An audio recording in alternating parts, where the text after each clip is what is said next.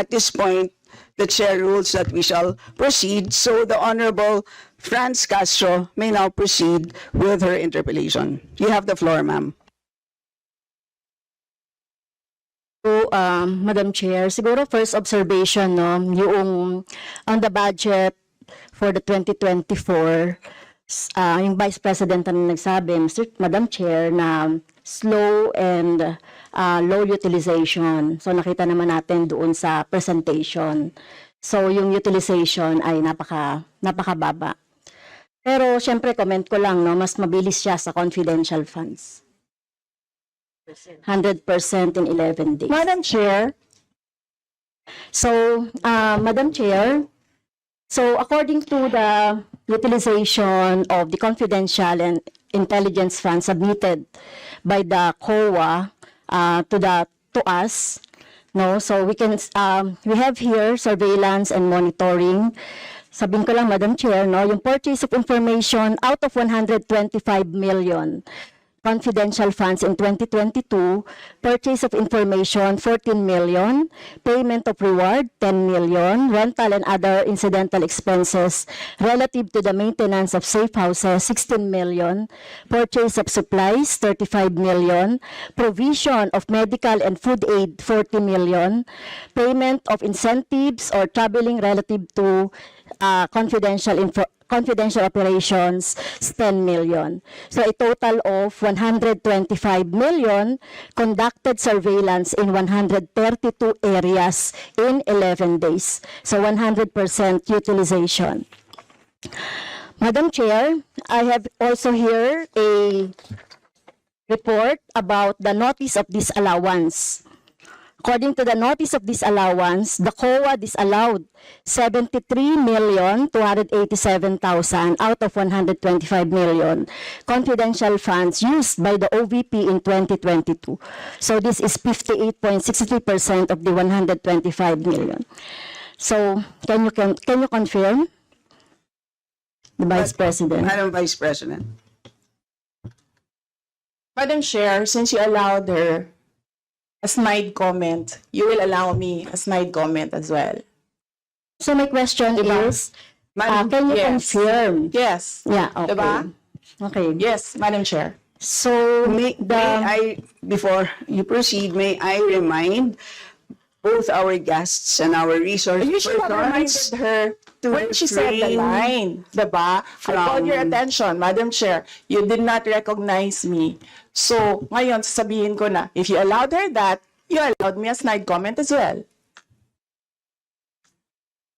I don't recall hearing a snide comment, Madam Vice President. Ang snide comment, that's a matter of judgment. So please proceed Secretariat, Madam Chair, I would like the Secretariat to repeat the first 3 lines of the comments. Point of order, Madam Chair. Point of order, Madam Chair, kasi parang... So let's please proceed with the answer. Point of order, Madam Chair, kasi parang siya yung nagpe-preside eh. Yes, that's Kasi inutusan Madam mo Vice yung President. secretariat natin sa Committee on Appropriation. Yes. Alam mo, Some ano, order, diba? So, please. okay, Yes. thank you, Madam Madam Vice Chair. President, please proceed with the response. There's a question. Please proceed with the response. Madam Chair, I do not understand bakit a person convicted of child abuse is still sitting in a seat. Point of Madam order, House of Chair, ito yung sinasabi Representatives. natin na dinadivert ang usapan sa ating budget hearing. Kung nagawa po niya yan sa Senado, Madam Chair, dapat hindi natin yan pahintulutan dito sa Kamara. You allowed her a snide comment and then you will not allow Please wait a to be snide recognized. comment? Excuse me, our members and our guests. I warn you. Please wait. Don't go into this rabbit hole. Please wait to be acknowledged before you speak. Okay, so at this point, Honorable Manuel. Madam Chair, again, it's another point of order kasi kapag may mga deliberation tayo, we should stick to the topic. Hindi pwede, Madam Chair, na dinadivert natin yung usapan para hindi natin sagutin yung tanong ng mga mambabatas natin. This is actually the best opportunity, formal proceedings, nakikita po ng publiko para malaman anong sagot ng Vice Presidente. So hindi po natin napapayagan ang ganong mga argumento na hindi naman tumutumbok dun sa topic natin. So, Madam Vice Chair, President, there's I a will make this question. easy for Please- you. Please make Sige, ma'am. your responses direct to the point. Sige, ma'am. I will make this easy for you. What rules are we using for this budget hearing? We have our rules Yes, ma'am. adopted by the Committee on Appropriations. Right, okay. We searched for that rule. So we only found the general rules. So we have a copy of the rules for the budget hearings. Well, as far as I'm concerned, mas importante ang rules para sa amin. Kayo po, ang kailangan nyo lang marinig is yung acknowledgement for you to begin to speak. Yun lang po ang pinaka-importante para sa guests. Sa totoo lang po. Yes, ma'am. So, ang pinaka-importante, yes, you may proceed. At saka po yung adjournment. Yun lang po. Yung termination po. Yun ang pinaka-importante lang po. For the rules, yun ang ay importante para sa members. But we may provide the copy to you. Yes, So ma'am. please proceed and answer the May we question. request a copy? Yes, yes, absolutely. But Yes. please, there is a question. And do you want us to repeat the question? And we will not penalize you all the time. I don't You can repeat the facts from the notice of disallowance. I will need the repeat of Honorable the Franz. question. Yes, Honorable Franz Castro, you may repeat your question on the notice of disallowance, I believe. Yeah, tama, Madam Chair. So according to COA, the notice of disallowance is amounted to 73,287,000 out of 125. At ito po, Madam Chair, yung mga breakdown ng mga disallowed na mga na mga purchases. So reward payment of 10 million, payment of rewards, various goods, 34.857 million, payment of rewards, medicines, 24.93 million, tables, chairs, desks, computer and printers, 3.5 million. So, ang question, Madam Chair, so yung letter A, B, and C, so nakita naman natin nandoon yung sa joint circular. How about yung ito, no? How about yung mga tables, chairs, desktop, computer, na umabot po ito sa 3.5 million. So, pwede bang maipaliwanag kung bakit ito pinurchase, Madam Chair? Madam Vice President. Madam Chair, I still request for the rules of the budget hearings.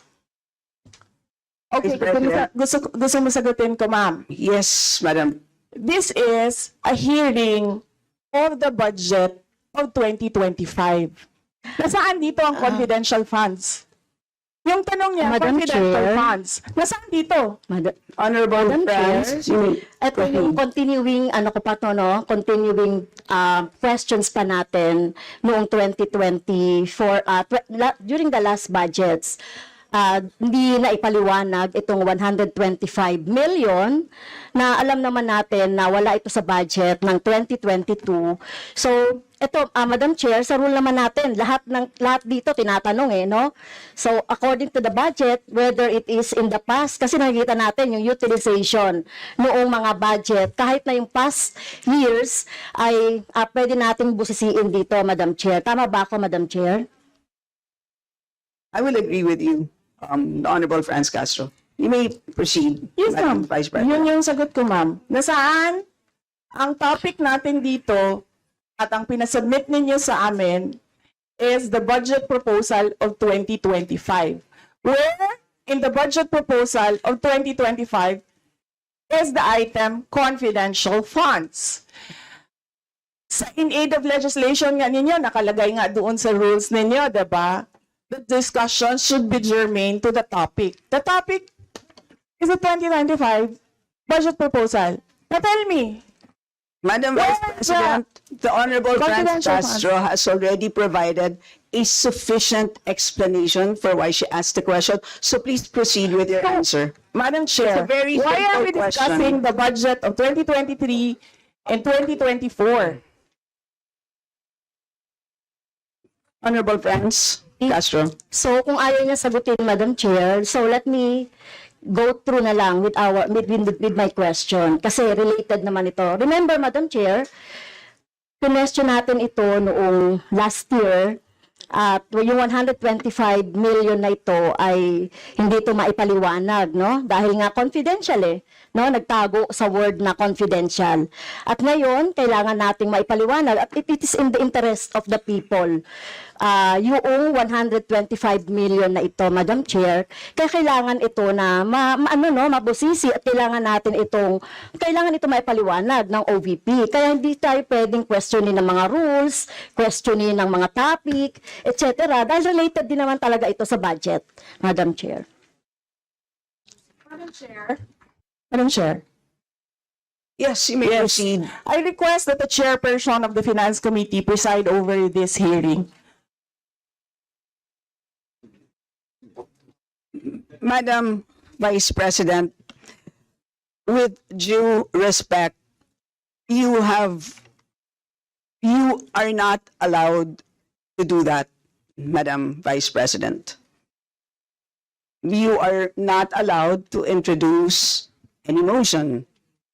You are a research person in this Not- hearing, Madam President, I did Vice not move, President. ma'am. I requested the same as vein. your research person, I requested So that the your request is chairperson of the denied, committee. Madam Vice President. Just please answer the question.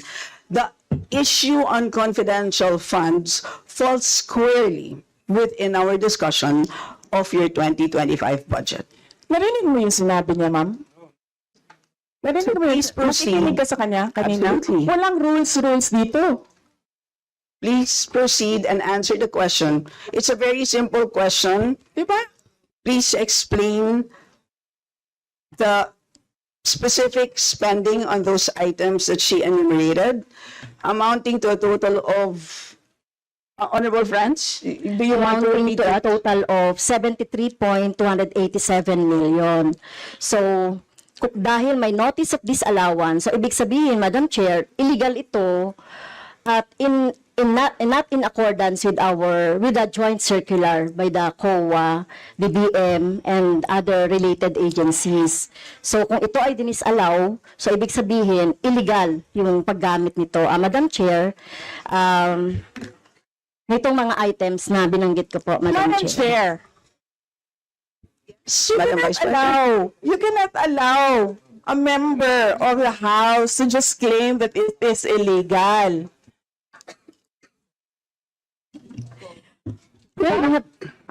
That is a Madam notice Chair. of disallowance. That is a procedure inside the Commission on Audit. Hindi sa upuan niya. The Honorable Franz. Okay, thank you, Madam Chair. So, thank you for the explanation, Vice President. Okay, next. According to accomplishment report of OVP, it spent 10 million for payment of reward. So, Madam Chair, in 11 days, ilang tao kaya at magkano kada tao ang reward? In fact, COA disallowed the whole amount spent by OVP for payment of reward. Hindi ba, Madam Chair, questionable ito? Madam Chair, the invitation letter that we received from the House of Representatives. Dear Vice President Duterte, the House Committee on Appropriations will hold briefings, hearings on the budget proposals of various departments, agencies, and corporations relative to the fiscal year 2025 National Expenditure Program as the basis of the fiscal year 2025 General Appropriations Bill. Nasaan? Sa presentation ko kanina, ang haba. Ang confidential funds. Honorable Franz Castro.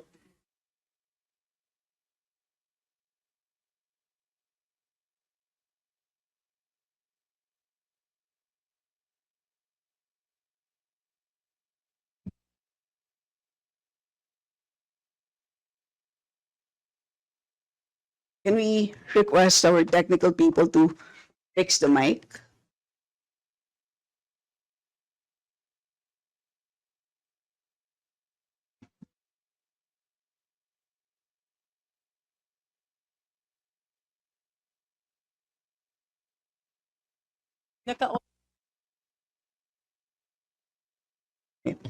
Can everybody check their mics and make sure that they're switched off para maka-switch on yung si Franz?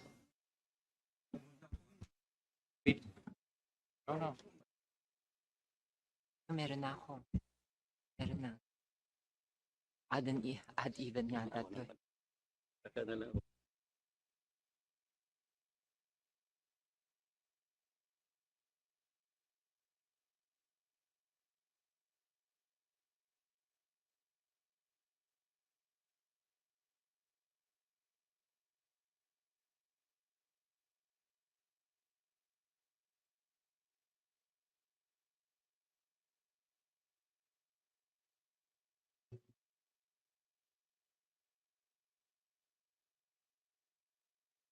Madam Chair, point of order lang ulit, Madam Chair.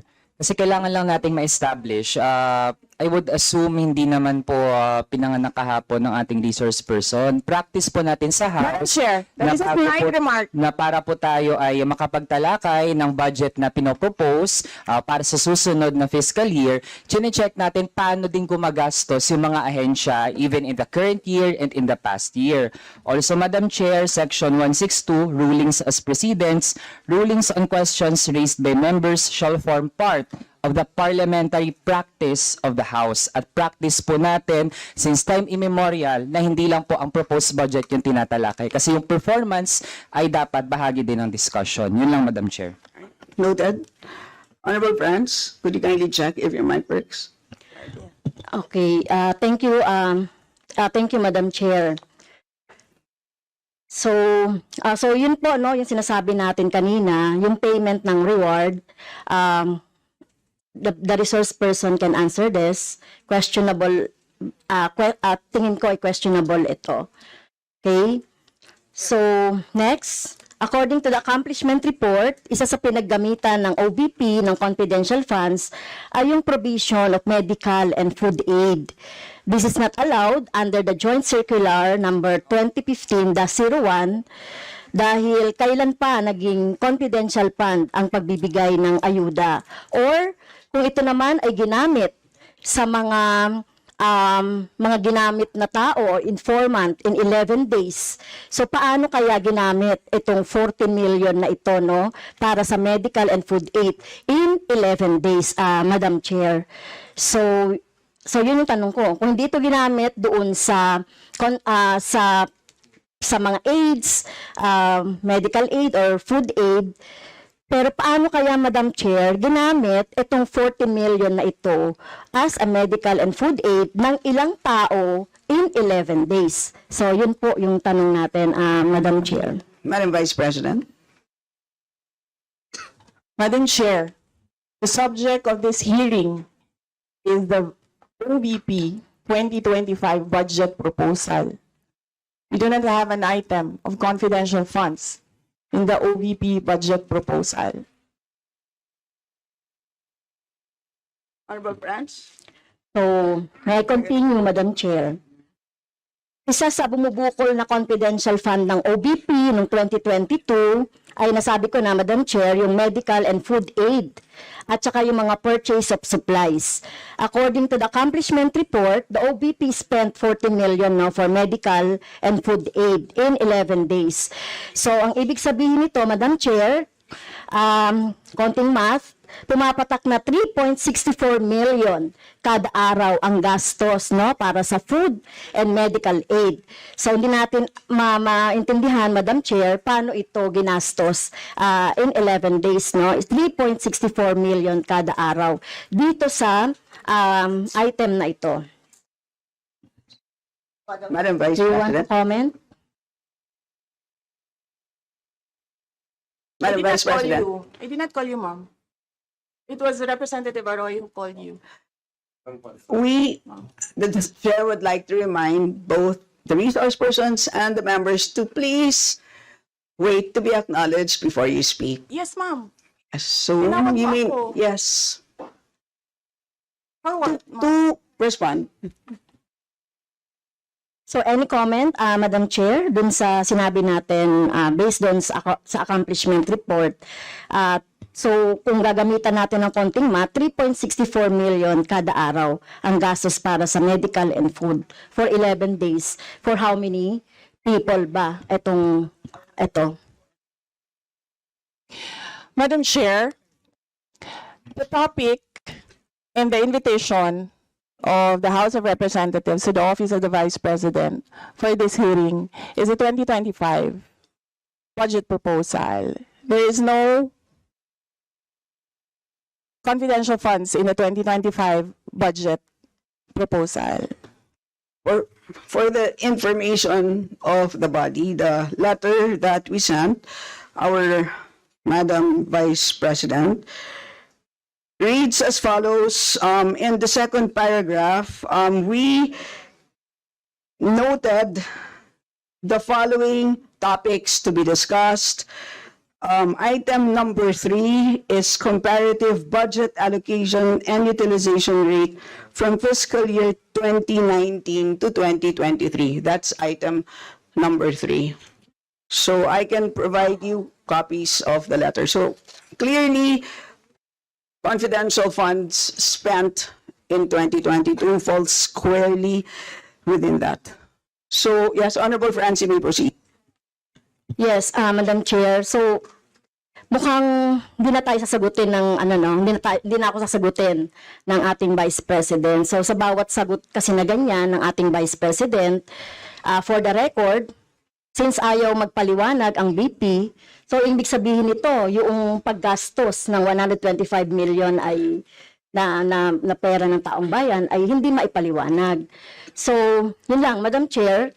Kaya hinihiling natin sa Vice President o OVP na kailangan na maipaliwanag itong mga sinasabing item dito. Anyway, Madam Chair, sa kanila naman ang galing, no, yung utilization at confidential and intelligence fund. And of course, ito lang naman ang hawak ko din dito, yung notice of disallowance. Kaya gusto talaga nating maintindihan, Madam Chair, kung ang notice of disallowance ay, so syempre, papaliwanag pa nila yan, kung paano, di ba? So, kailangan malaman din ng taong bayan na sila yung nagbibigay ng pondo para sa operations ng OVP at lahat ng mga agency. At kailangan yung maipaliwanag. So, hindi pwede yung ganyan na yung tactics na ganyan na parang parang sorry for the pusit, na kapag nasusukol na ang pusit ay nagaano ng maitim na tinta. So ayaw natin ng ganun, Madam Chair, kasi yung atin namang pinag-uusapan dito ay budget. No? So wag naman mag-ugaling pusit ang Office of the Vice President. Madam Chair, may I point of information only, Madam Chair? May I? Madam Chair, No, sorry, wait. Before you, I'd like to, before we proceed to the next person on the list, I believe that our former President, Gloria Macapagal-Arroyo, would like to interject. Observation made in relation to the point of order, because in the beginning, it was settled that the issue would be the 2025 budget.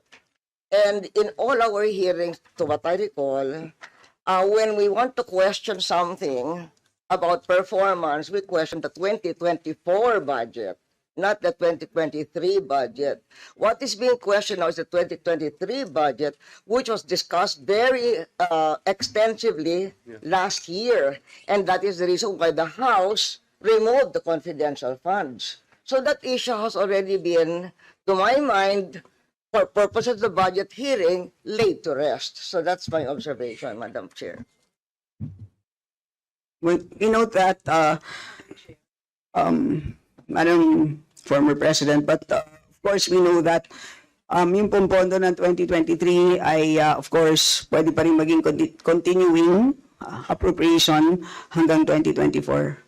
So in the same way, 2022 pwede maging continuing pa rin 2023. At alam din po natin, last year pinagdebatihan po natin ng matindi itong 2022 confidential funds. And in fact, we left a homework for the COA. Sinabi natin sa kanila na kailangan nilang tapusin ang audit by November, I believe mid-November of last year.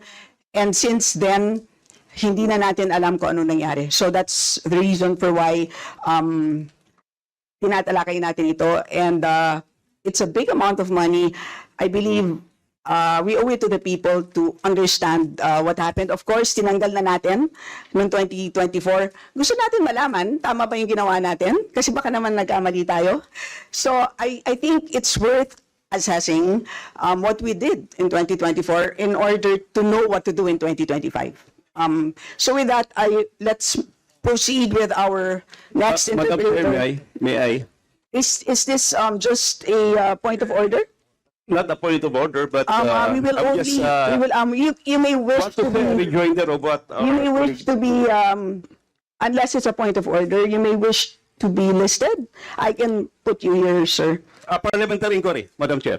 Yes, you may Parliamentary inquiry. proceed. May I ask if the resource person is required to answer a question that is related to a commission on audit notice of disallowance when she already said she's not going to answer.